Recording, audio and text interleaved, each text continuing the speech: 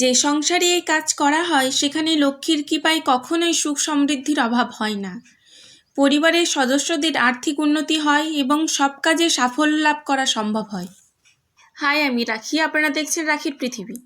বাস্তুশাস্ত্র অনুসারে কোনো কোনো পাখি শুভ বলে মনে করা হয়। জেনে নিন বাড়িতে কোন পাখির পালক রাখলে সুখ সমৃদ্ধি বজায় থাকে।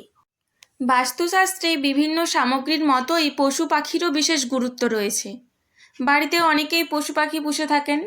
পোষ্যদের যত্ন নিলে পজিটিভ এনার্জি বজায় থাকে।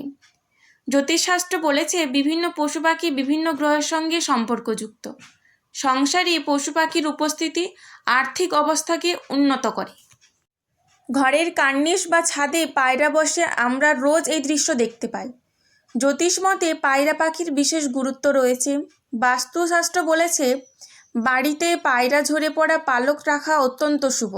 যে বাড়িতে পায়রার পালক থাকে সেখানে কখনো আর্থিক সংকট দেখা যায় না।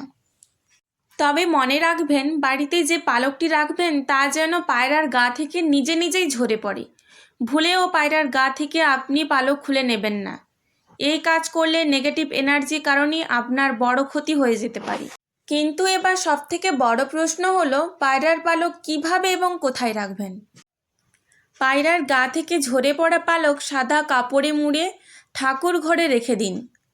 যে সংসারে এই কাজ করা হয় সেখানে লক্ষ্মীর কৃপায় কখনোই সুখ সমৃদ্ধির অভাব হয় না। পরিবারের সদস্যদের আর্থিক উন্নতি হয় এবং সব কাজে সাফল্য লাভ করা সম্ভব হয়।